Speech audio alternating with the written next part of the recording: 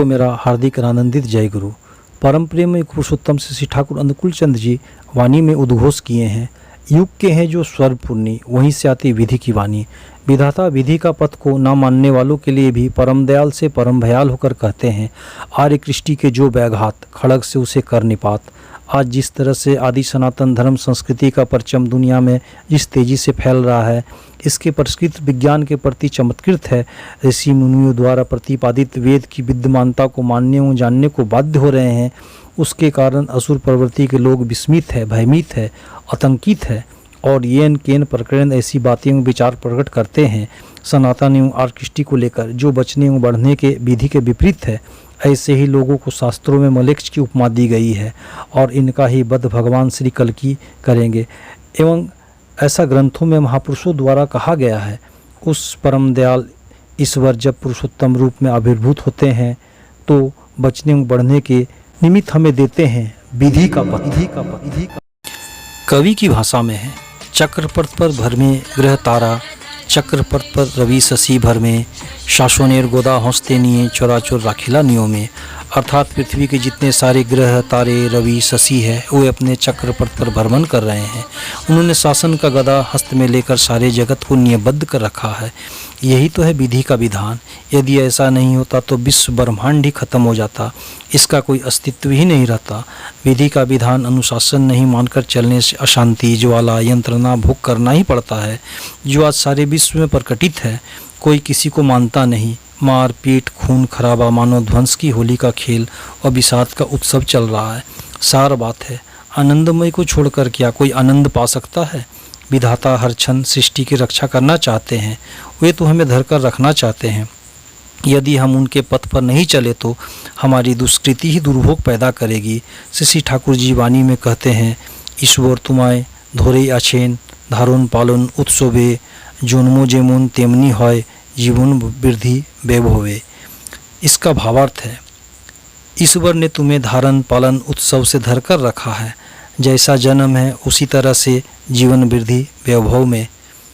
और पुनः कहते हैं वाणी में, अपना अपन दोष भोगे मानुष मुख्यतता होए, पोरेर दोषे भोगे मानुष गौण भोग ताए कोय। अर्थात मुख्यतः ऐसा होता है कि मनुष्य अपने दोष से भोग करता है, दूसरे के दोष में मनुष्य गौण भोग करता है, ऐसा कहा जाता है। अभी कलयुग चल रहा है। अभिमन्यु पुत्र राजा परीक्षित के समय से कलयुग आरंभ हुआ है। वर्तमान में शुरू हुआ है कली का अत्यंत प्रतापशाली प्रभाव। कली का पिता है क्रोध और माता है हिंसा। कली घोर कृष्णबन कदाकार कुत्सित आकृति का है। कली के प्रभाव से मनुष्य में अविचार, अनाचार, असत्य विराज कर रहे हैं। लोग देवी देवताओं को नहीं मान रहे हैं, छोटे व गुरुजनों की श्रद्धा भक्ति नहीं कर रहे हैं, पुत्रगण वृद्ध माता पिता की देखभाल नहीं कर रहे हैं एवं सेवा यत्न भी नहीं करते हैं। आजकल वृद्ध वयस में माता पिता का स्थान वृद्धाश्रम में हो गया है। कारण पुत्र वधू पोतोहू आदि सास ससुर की सेवा यत्न करना नहीं चाहती है। वे स्वार्थपरद हो गई है, वे कामना वासना से युक्त है। चारों ओर दुनिया में खून खराबा, आतंकवाद का बोलबाला, बलात्कार, अशांति सब समय विराजमान है। पति पत्नी में पारस्परिक प्रेम व आंतरिकता नहीं रह गई है। ऐसा प्रेम दोनों में ही पर स्त्री व पर पुरुष के प्रति देखा जा रहा है। कली के प्रभाव से स्त्रियां अल्पवास में प्रवृत्त हो रही है। आज की उग्र आधुनिकता में मातृभाव व पितृभाव विसर्जित है। स्वेच्छाचार से पाप का भार से देश भर गया है। पूरे विश्व भर में घर घर अशांति, अंतर्कलह, विच्छिन्नता परिलक्षित है, जिसका प्रभाव समाज व राष्ट्र पर पड़े बिना नहीं है। दूसरी ओर उद्योग धंधे का चरम प्रचार प्रसार है। दिनों दिन विज्ञान की खूब उन्नति हो रही है।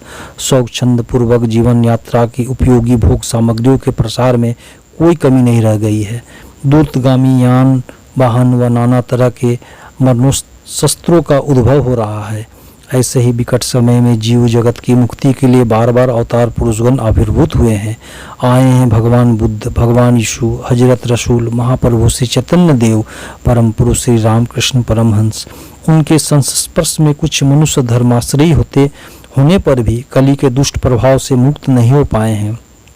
इस बार इसलिए स्वयं अवतारी पुरुष श्री श्री ठाकुर अनुकूल चंद जी को जीव की मुक्ति के लिए धराधाम में अवतीर्ण होना पड़ा है। वे आए हैं सतनाम के प्रचार व प्रसार करने के लिए, धर्मराज की प्रतिष्ठा करने के लिए। उनके श्रीमुख से निर्गत हुई है निम्न बानी, सोदीक्षा तुई एखुनी ने इष्टि तैराक सोम प्रति, मरण तरुण ए नाम जोपे काटे जोकाल योम भीति, यजन याजन इष्टभीति कर ले काटे महाभीति। यह एक रक्षा कवच है, यह बचने का एक महामंत्र है। यह सभी के ग्रह दुर्विपाक को काटता है, जिस किसी दुष्ट प्रभाव से मुक्त हो सकते हैं। इसलिए जीवन में जरूरत है सत्य दीक्षा ग्रहण करके उनके निर्देशित पथ पर चलना।